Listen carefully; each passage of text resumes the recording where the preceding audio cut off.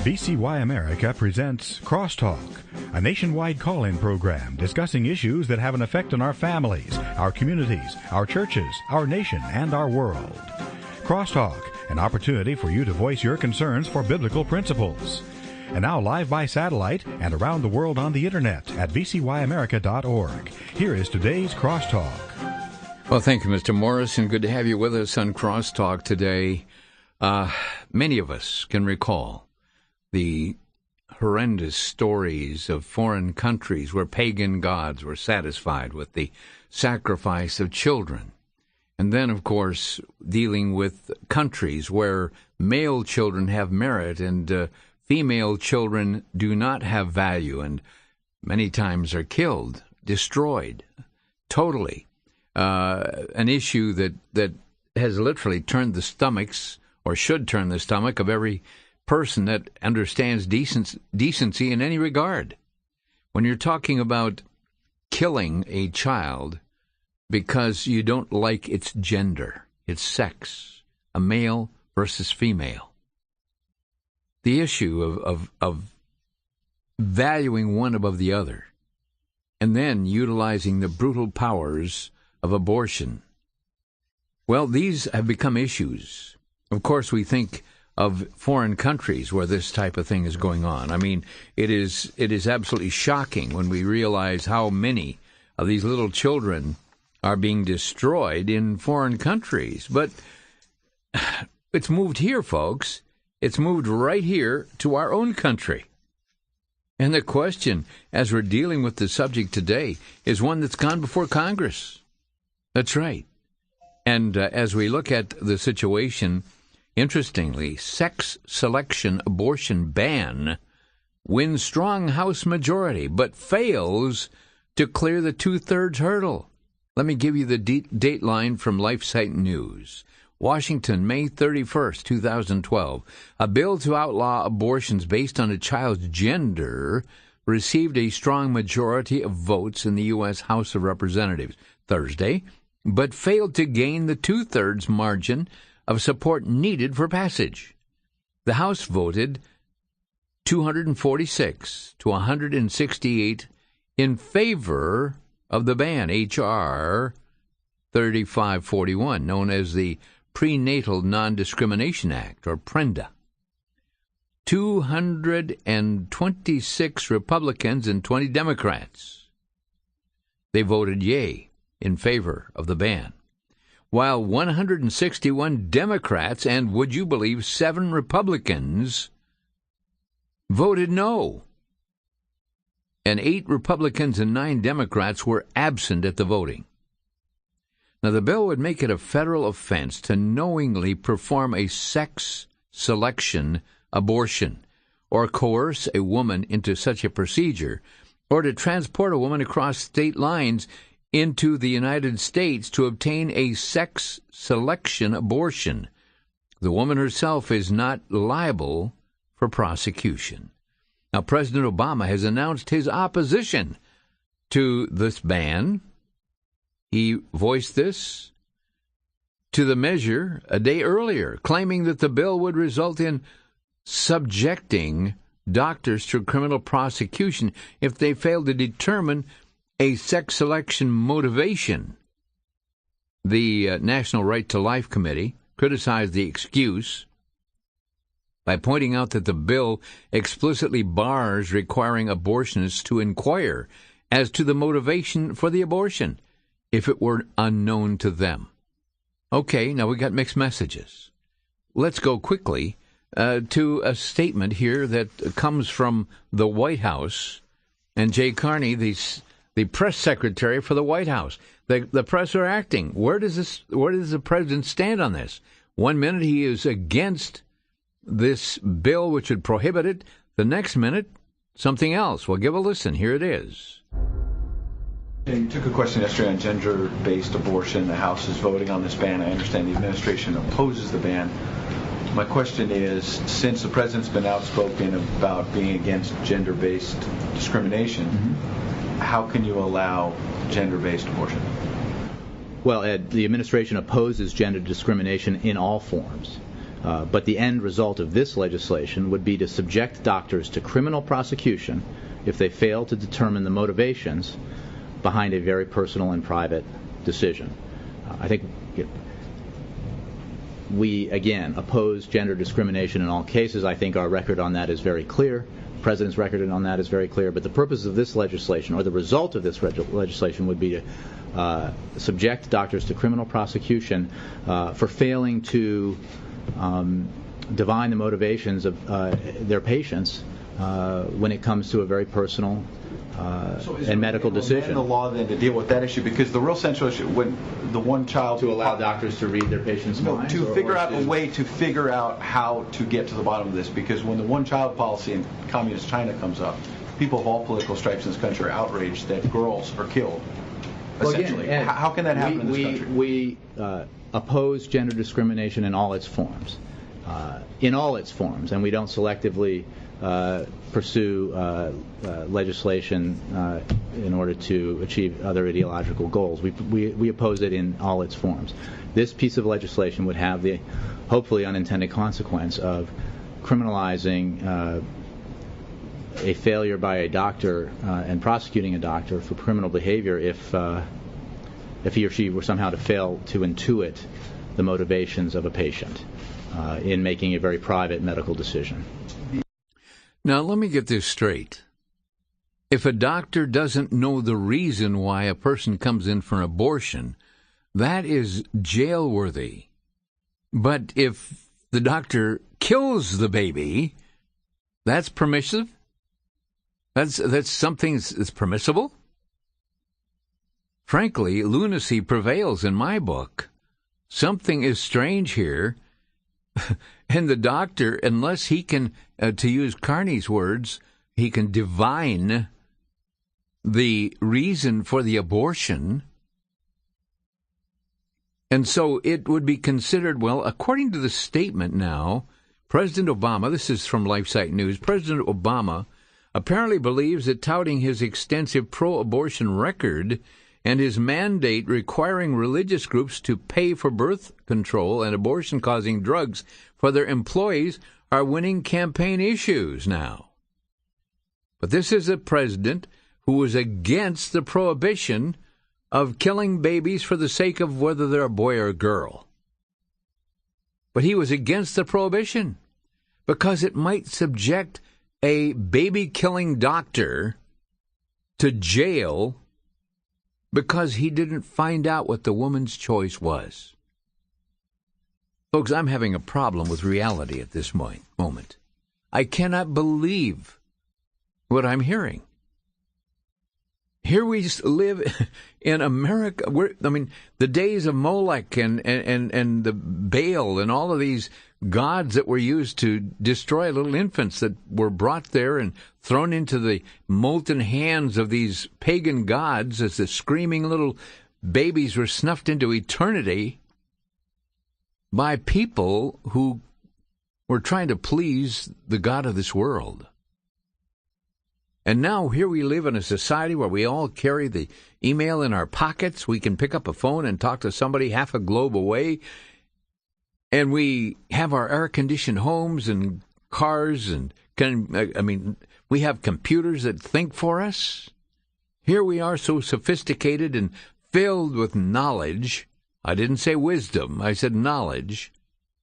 And for some crazy reason, now we have congressmen that would even equivocate on whether or not it was right to support a bill that stopped people from killing babies for the sake of, well, in my book, they could stop killing babies. But this bill says, well, you can't kill a baby if it's just because you wanted a boy and it's a girl. Folks, this is insanity.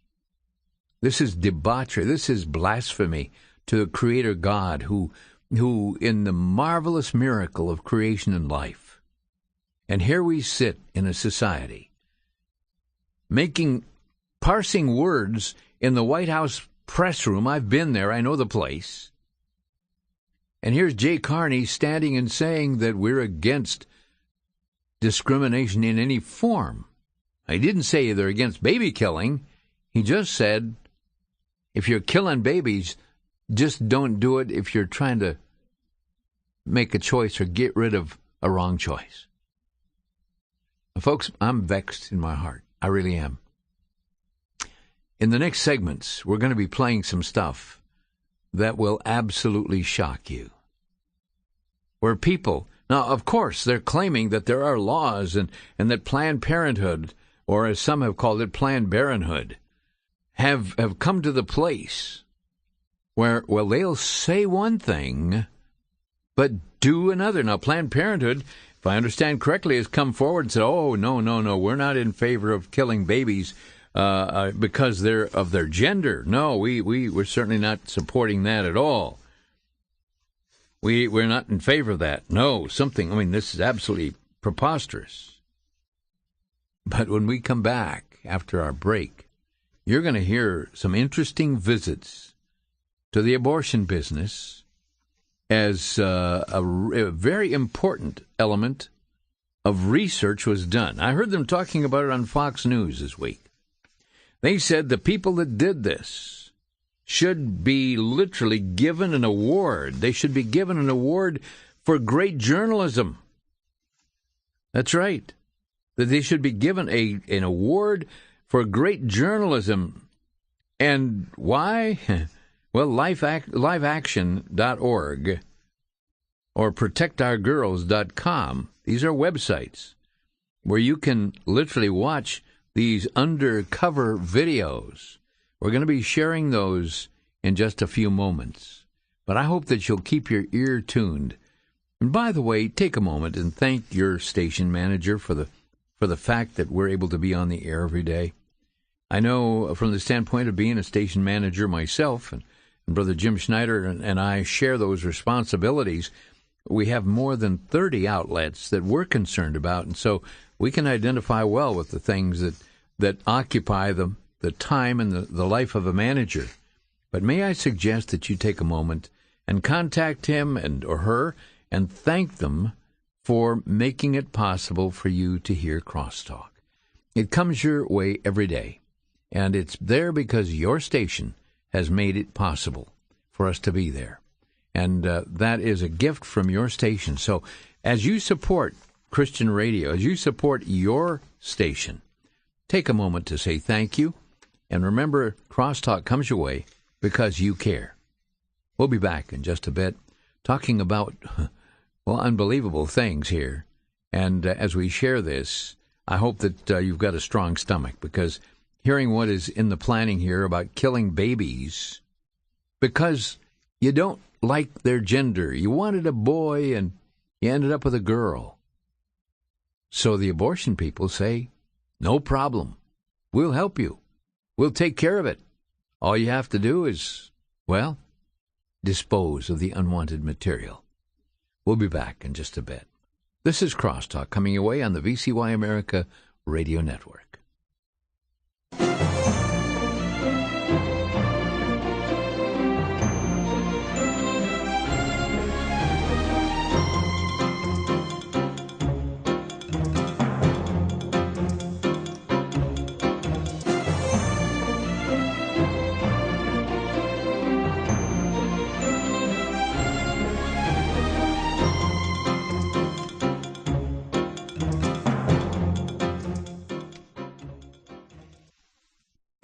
Back to Genesis with Dr. John Morris, geologist and scientist at the Institute for Creation Research.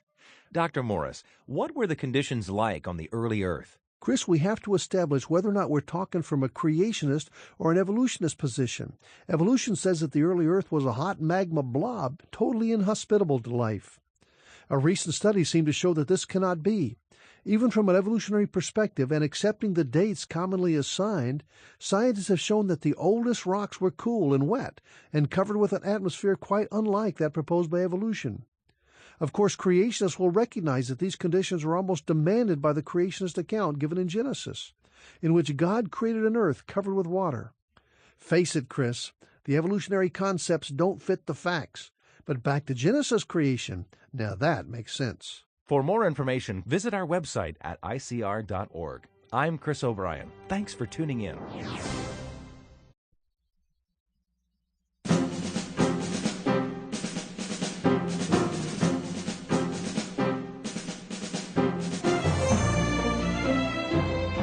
And welcome back. There's an organization known as liveaction.com, or .org rather, liveaction.org.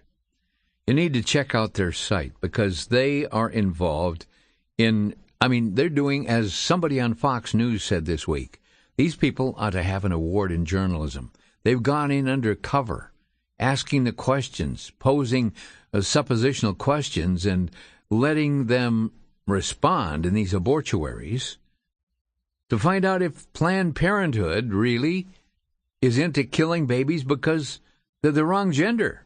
Now, of course, headquarters will say, oh, no. But let's go to an audio clip here. It runs 7 minutes and 24 seconds. And Live Action went undercover to a Planned Parenthood clinic in Austin, Texas. Listen and weep.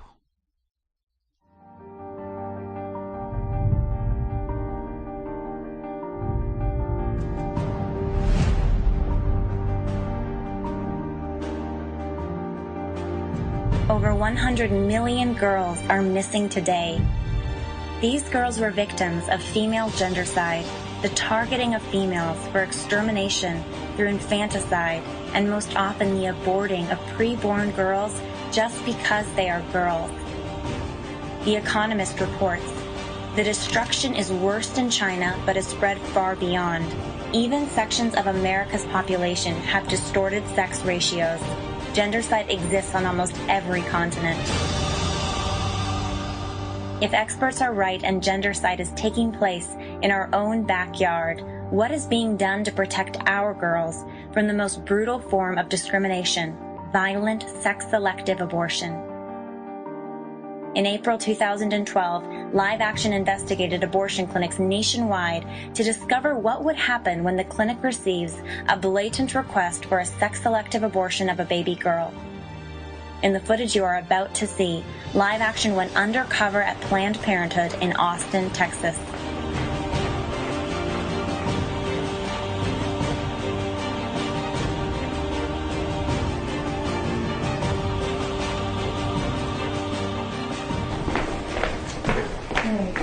Have a seat here. So, yes, you're pregnant.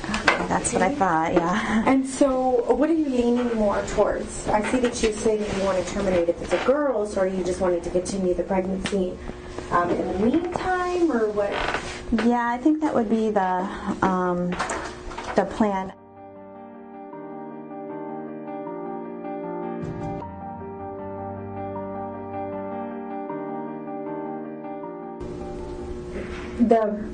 The abortion covers you up until 23 weeks. Okay. So it's a little over 5 months. Little. Okay. And usually at 5 months is usually when they detect, whether or not it's a boy or a girl. I see. So you would be like right sometimes there. they can tell at 4. I've seen that happen, but it just depends. Depends. Mm-hmm. Do you think I should go and just ask for an ultrasound and just not tell them that I'm going to terminate if it's a girl? Or I just feel like there's been some judgment for my... to be honest with you, I would probably think so, just because, we've had even clinicians, regular doctors that actually have even told women, you can't go and terminate after you're 16 weeks, which is not true, but... a lot of doctors, they'll place judgment because of the fact that the brain is already developed, pretty much everything's already developed. Yeah. The brain is already developed, pretty much everything's already developed. Yeah. And then for you to go and terminate, usually we tell them, you don't actually have to say what you're going to go do.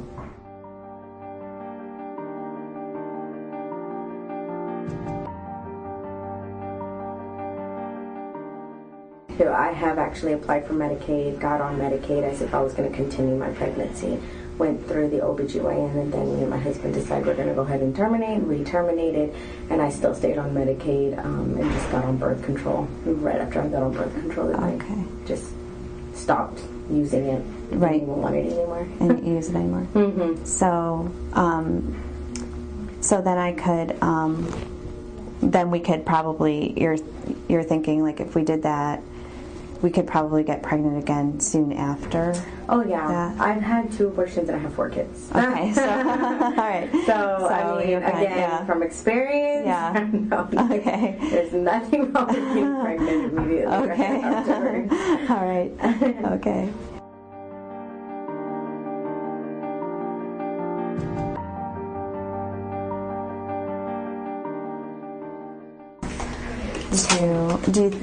So these providers would be at least more open to me terminating. But do you think I still just shouldn't worry about telling them that I would be terminating if it's a girl? I'll just kind of just keep it quiet and then come here. Yeah, I would probably, because more than likely they could even refuse to continue to see you if you're just going to terminate. You know what I mean? Yeah. I see. This is what you could take. Are you wanting to possibly get on pregnancy Medicaid to see if you can get like a... Yeah, I'd like to try that. So I'm going to give you this too as well. This is what you would take to the Medicaid office. This is basically just proof of pregnancy. Oh, good. Thank you. So then I'd want to try to schedule an ultrasound with an OB around then, and then I would still be able to come back here for a termination if it was a girl. Okay. All right. Yeah. Okay. And again, if you go and see an OBGYN, pretty soon, and you do an ultrasound to see exactly how far along you are, then you can really detect, okay, this is how far along I am, this is when I need to this is when I need, when I'll know whether or not it's a boy or girl. Gotcha. Okay. So again, you'll be like 20 weeks. That's 5 months. Okay. So. Okay. Okay. That is really helpful. Thank you for understanding. You're welcome. I was worried that I would get judgment for terminating because of the gender, and you've been so. No. I'm just trying to, help you as much as possible. So thank you. Some things you probably can't be too open because there are people out there that'll place judgment. Yeah. And then whenever it does happen, it's like you could tell them one thing, but then they might even just think another. That's what matters is that you have your family. Yes, my boy and my girl. Exactly. Right. Exactly. Right, exactly. So just continue and try again. Okay, all right. So I will call you back, and obviously, if it's a girl, I'll call you back, and if not, then. And I'll give you let me give you our card too, just so you can have. Actually, I forgot the numbers right here. Oh, okay. That you call. Great. Okay. All right. Well, good luck. Thank you. And I hope that you do get your boy. Thank you. And I hope that you do get your boy. Thank you. And I hope that you do get your boy. To learn more about what you can do to protect our girls, join us at protectourgirls.com.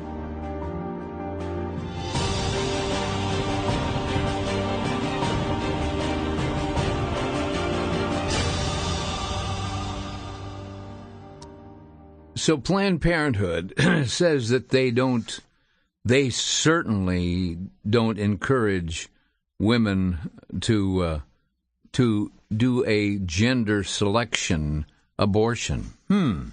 What did I just hear? Making it pretty easy, right? Now, Live Action, which has released videos exposing the abuses at Planned Parenthood businesses around the country, have released these new videos showing Planned Parenthood's involvement. Now, we saw and listened to the clip from Austin, Texas, encouraging a woman to get a sex selection abortion. Now, that video showed a Planned Parenthood staffer encouraging the woman how to obtain a late-term abortion because she was purportedly carrying a girl and wanted to have a boy. Now, that video is the first in a new series entitled Gendercide, Sex Selection in America, that Live Action tells Life News will be exposing the practice of sex-selective abortions in the United States and how Planned Parenthood and the rest of the abortion industry facilitate the selective elimination of baby girls in the womb. Now, of course, you heard Jay Carney. I mean, he made his statement. Oh, the president, and nobody's in favor of that. I mean, certainly Well, listen to what they said. You took a question yesterday on gender-based abortion. The House is voting on this ban. I understand the administration opposes the ban. My question is, since the president's been outspoken about being against gender-based discrimination, how can you allow gender-based abortion? Well, Ed, the administration opposes gender discrimination in all forms. But the end result of this legislation would be to subject doctors to criminal prosecution if they fail to determine the motivations behind a very personal and private decision. I think we, again, oppose gender discrimination in all cases. I think our record on that is very clear. The President's record on that is very clear. But the purpose of this legislation, or the result of this legislation, would be to subject doctors to criminal prosecution for failing to divine the motivations of their patients when it comes to a very personal and medical decision. The law then to deal with that issue, because the real central issue when the one child to allow doctors to read their patients' minds, to figure out a way to figure out how to get to the bottom of this, because when the one-child policy in communist China comes up, people of all political stripes in this country are outraged that girls are killed. Essentially, again, how can that happen in this country? We oppose gender discrimination in all its forms. And we don't selectively pursue legislation in order to achieve other ideological goals. We oppose it in all its forms. This piece of legislation would have the hopefully unintended consequence of criminalizing a failure by a doctor and prosecuting a doctor for criminal behavior if he or she were somehow to fail to intuit the motivations of a patient in making a very private medical decision. So it's criminal if you don't find out what the woman is thinking about when she comes to the abortion clinic or why she wants to have the abortion. That's criminal. But if you, the doctor, go ahead and kill the baby, then it's not. Am I hearing things? Am I slipping into delusion? Well, it was Mr. Obama who recently went on record as not supporting the ban on sex selection abortions. That's right. He was not in support of the ban. And as a result, it's stalled. Now, let's go a little further, because in the next segment, we're going to be hearing some more about President and Planned Parenthood, abortion at campaign stops. We'll find out what he had to say. And wasn't it the president that said he didn't want his daughters penalized? I don't remember the exact words, but didn't he say that he didn't want them to be penalized or prosecuted or persecuted or whatever the word was if one of his children became pregnant? He didn't want them to have to bear the responsibility? Talk about confusion in the White House. We'll be right back.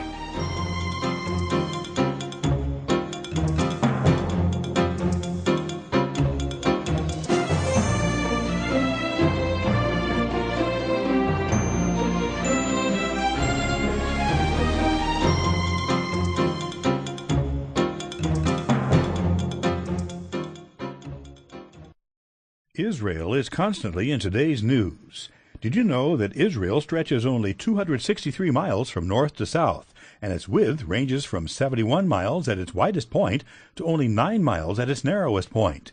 Yet a growing number of nations continue to denounce the existence of Israel. In the book Israel Under Fire, authors Jimmy DeYoung and John Ankerberg review the Bible prophecies concerning Israel's future, the nations that will come against Israel, the Palestinian-Israeli conflict, and if peace will ever be achieved in the Middle East. The book also reports on plans now underway for rebuilding the Jewish temple on the Temple Mount and guides the reader through the book of Revelation. Israel Under Fire shows just how important it is to know what the Bible says about Israel's future and why it matters to you. Israel Under Fire is available for a donation of $17 to VCY America and can be obtained by calling 1-800-729-9829. That's 1-800-729-9829.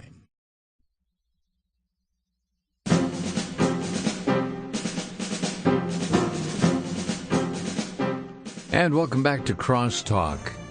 You know, as this first part of the program, we're talking about, well, Live Action, a very courageous organization that literally went out, a pregnant lady who was willing to be the actress in this particular case, went in just to see how far these people would go. Now, some would call it a sting operation. I have news for you. They didn't sound too agonizing. They sound like they were well-greased, well-practiced in their efforts to direct you to the kind of abortion you want. But we're going to listen to another segment. Some might say, well, it's just those crazy people in Austin, Texas that do these things. Well, then, if that's the case, let's go to New York City. And here's another Planned Parenthood headquarters in New York City. And once again, Live Action went undercover to find out exactly how they'd handle a situation where somebody wanted to kill their baby because it was the wrong gender.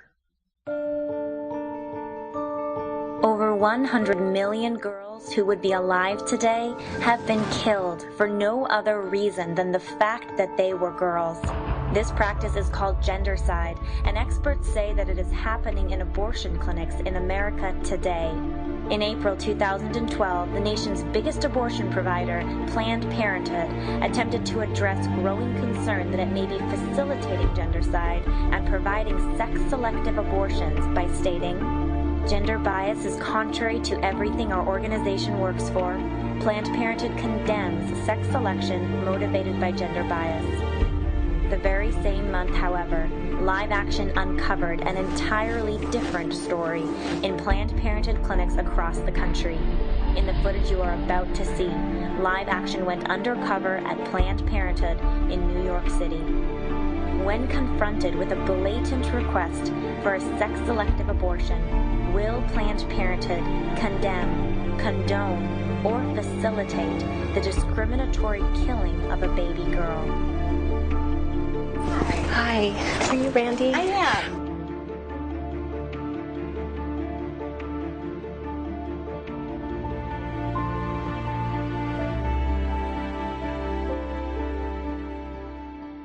We decided, we've had a daughter, we'd really like to have a son, but I found out I was pregnant. It looks like it's going to be a girl, another girl. Mm-hmm. So, we're like, okay, here we are again. It's not what we're looking for right now. Mm-hmm.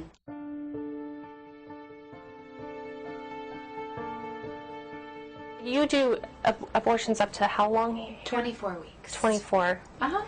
24. Uh-huh. Do you know at what stage generally they tell on an ultrasound? At what point in pregnancy you can tell the sex of the pregnancy? It depends on what type of prenatal testing you're doing. So if you were to have what's called a CVS test, which is, do you know what that is? No. So CVS test is done between 11 and 13 weeks of pregnancy. Okay.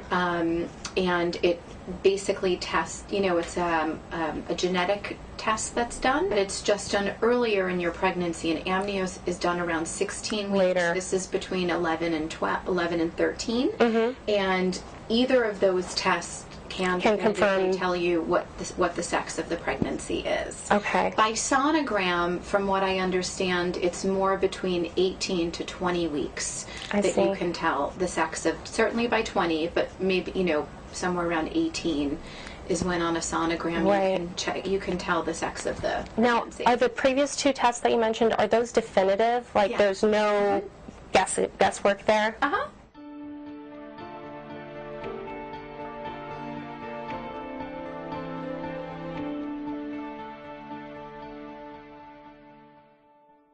I'm thinking that it might be, because I could even get the CVS test done now. Yeah. I'm at the stage where I wouldn't have to wait.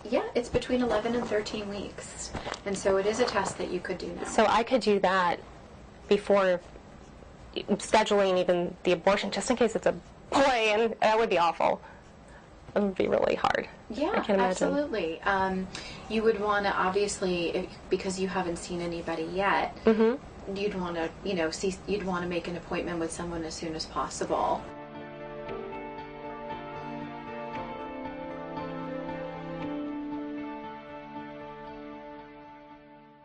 if there is somebody that you guys would recommend that I could go to just to get the test so that we know. Right. Because then if we find out that it is a girl, then we could terminate earlier rather than having to wait. Yeah. And are there fewer complications that way? Yeah, so, so an abortion up to at any stage up to 24 weeks is considered a safe procedure. The biggest difference is that after 16 weeks, the procedure becomes a 2-day procedure rather than a procedure that's done just on 1 day. Okay. So it's not that it's unsafe or that, there's a lot more risk involved. It's just there's more steps involved and it's just a little more complicated. Right. The further along you are in your pregnancy. Yeah, and it sounds like if we do this test, we can avoid waiting longer. Yes. And so if you, decide that even if you find out that it's a girl and you decide that what you would prefer is to terminate the pregnancy, then that's just your decision. I can tell you that, here at Planned Parenthood, we believe that it's not up to us to decide what is a good or bad reason for somebody to decide to terminate a pregnancy.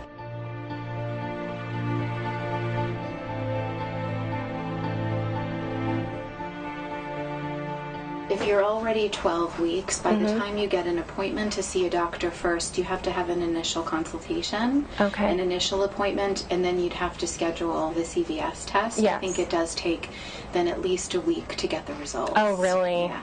Okay. So we're probably talking about scheduling for the 14th week of pregnancy? And you guys do that here. Maybe I should go ahead. Can I schedule that appointment so that I have that on the books? Because we're pretty sure it is a girl again, and 80 to 90% sure. And then, once we get that confirmation, I'll just plan on keeping it, and I'll call you guys if for some reason we find out it's a boy. Fine. All right. So you're scheduled for Friday the 27th at 8:30 in the morning. Hopefully we will have to cancel it because we find out it's a boy, but if not, I will be here on the 27th. Okay.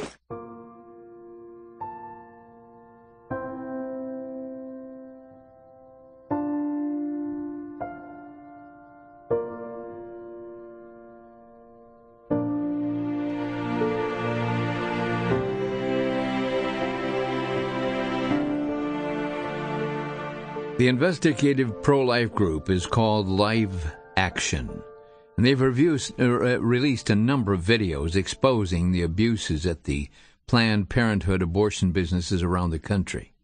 You just heard 2 clips talking about the agency that, of course, does not want to get involved in sex selection abortions. In fact, according to the authorities, we don't get involved with that. But, folks, you heard it right there. In real life. The concealed microphone, the concealed camera, all of these things brought about. In fact, it was Fox News that said, these people deserve an award. They said it used to be that, sources like 2020 or 60 Minutes used to do investigative reports on things like that, but they don't do that anymore. Nobody does it.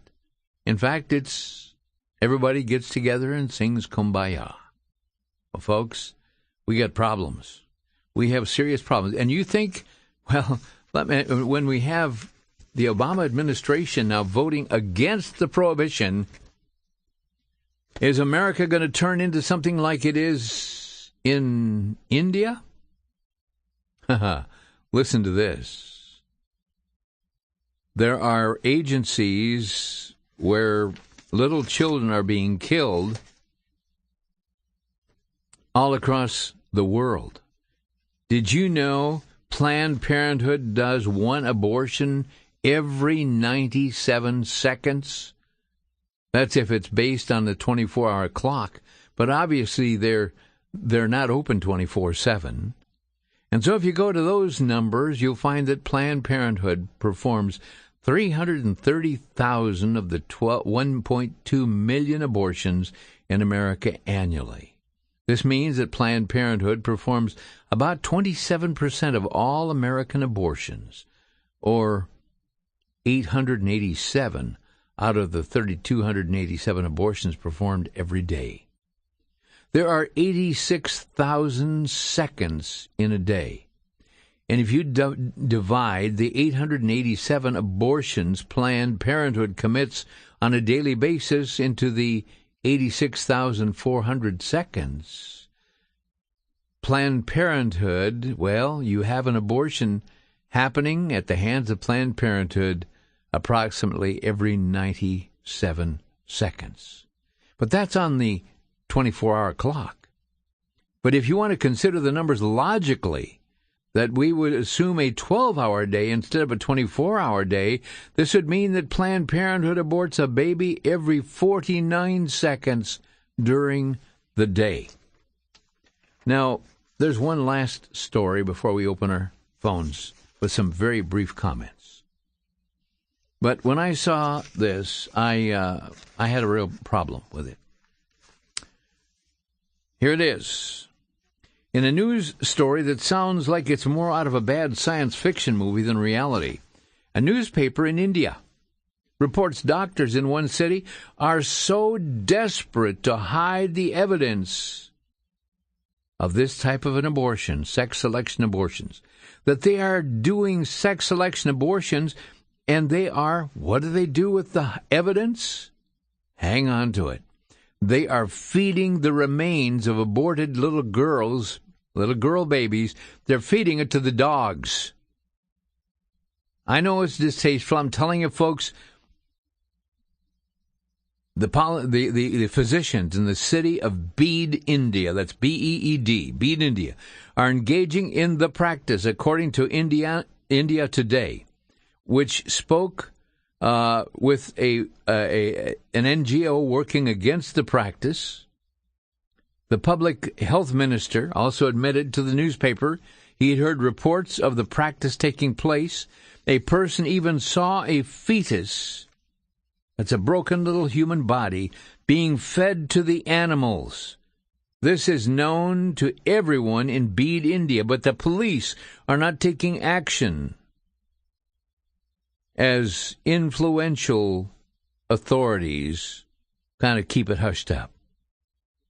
They added that some other doctors in Bede actually keep dogs. There are doctors in Bede, India, that keep dogs for that purpose, to avoid the hassle of disposing of the bodies. The newspaper indicates that Bede has one of the worst male-female gender ratios in India. 801 girls being born per 1,000 boys, and according to the 2011 census. And the numbers are attributed to female infanticide and sex selection abortions. I'm not trying to be crass at all, but whoever thought of throwing aborted babies? Well, you know, it wasn't. I mean, think about that happening in India. We'll talk about it later when we come back.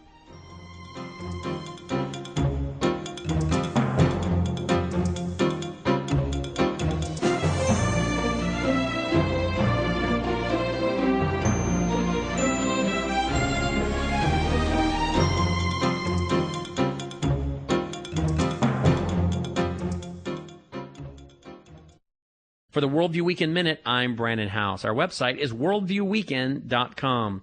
Number 10 of our list of 20 characteristics of false teachers. Number 10 is false teachers are flippant in their attitude in dealing with demons. 2 Peter chapter 2, verses 11-12 deals with this very clearly, speaks of these false teachers as being presumptuous and self-willed, that they're not afraid to speak evil against dignitaries, fallen angels. Whereas angels, it says, who are greater in power and might, do not bring a reviling accusation against them before the Lord. Jude 8 speaks of this same thing. Likewise, also these dreamers defile the flesh, reject authority, and speak evil of dignitaries, fallen angels. In other words, Christians are not to rail against demons. There's nowhere in the Scripture we're called to bind Satan or demons. What we find is James chapter 4, verse 7, submit to God, which means to line up behind God and His authority, and then resist or take your stand behind God. So stay in the Word, line up behind God, and submit to God. That's our response.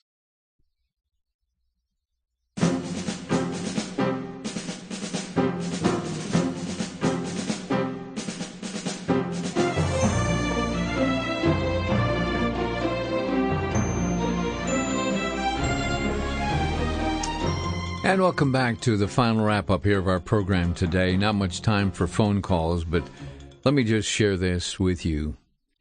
We sit in horror today learning about Bede, India, and the fact that doctors who are aborting babies, well, they're looking how to get rid of the evidence, especially when they're killing babies that are of the wrong gender. But folks, this is nothing new.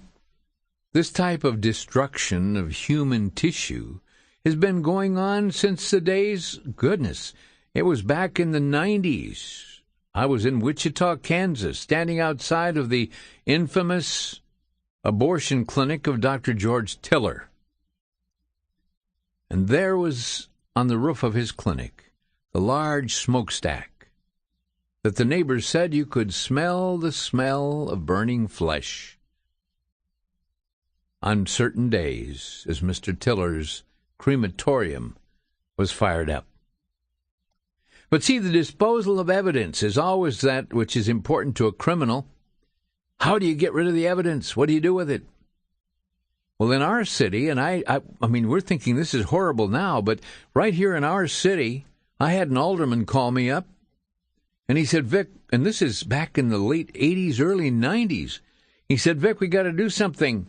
There's some little boys that were playing around an industrial dumpster, and they found a bunch of little plastic boxes. And those little plastic boxes each had a little people in them. And so the little kids took these little boxes with little people and were playing with them and found themselves at an overpass over the freeway and were dropping little people down onto the freeway for the cars to drive over them. I know that because it happened right here in our town. And it was not now, it was earlier.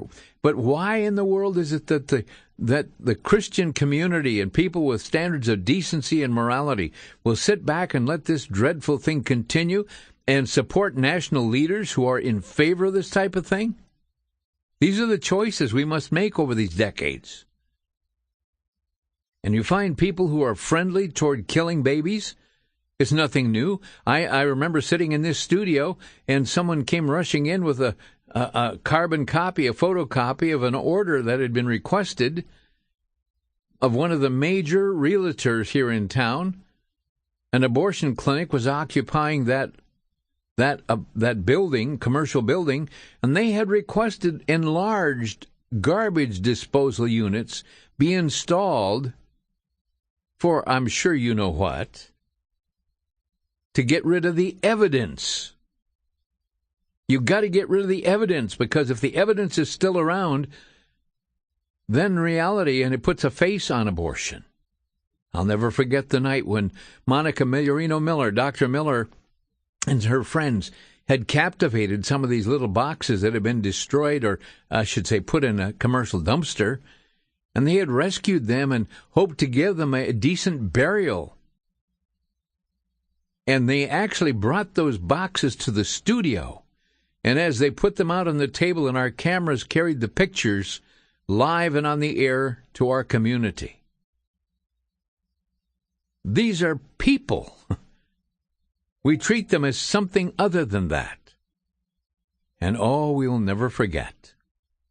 When we got the word here, and we went on the air with it, and 24 hours later the city responded as it should have, as a place that was then known as Pet Lawn Cemetery, a pet cemetery here in our city.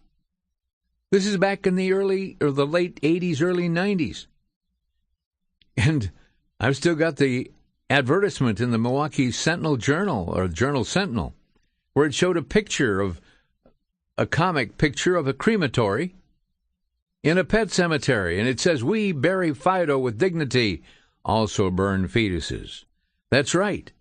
They took these little broken bodies from the tools of abortion, and they took them, sent them to the abortion clinics, and they put them in the crematory and burned their carcasses along with the carcasses of cats and dogs. Folks, I don't know how Christians can be silent on this issue. I don't know how Christians can remain silent and support in any way this kind of debauchery. I cannot understand how any pastor in our listening area, wherever you may be, pastor, I don't know how you can be silent and not raise your voice in a thunderous outreach and an outrage in righteous indignation for what is going on in our country.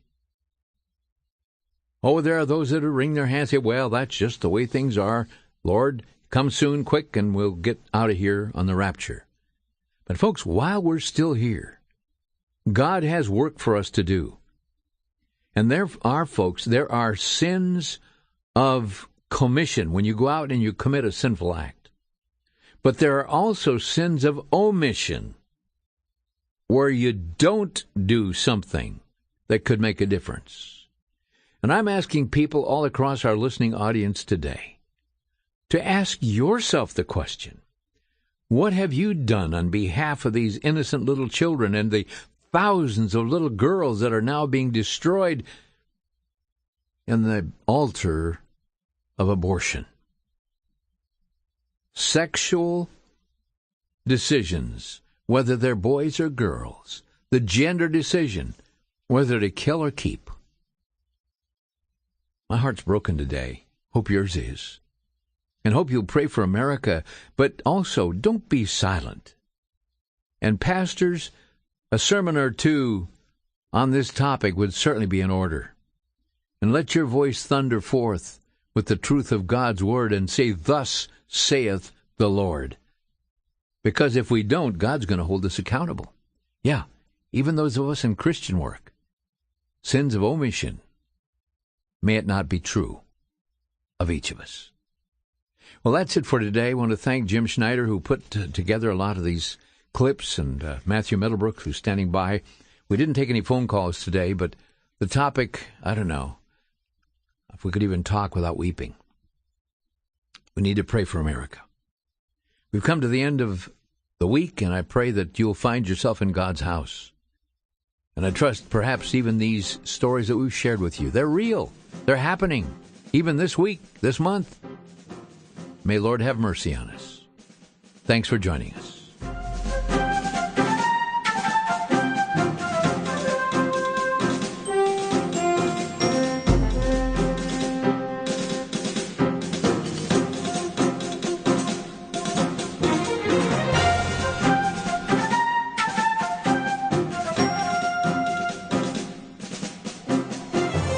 Listening to Crosstalk via satellite and the internet from VCY America. Views expressed may or may not be those of this station.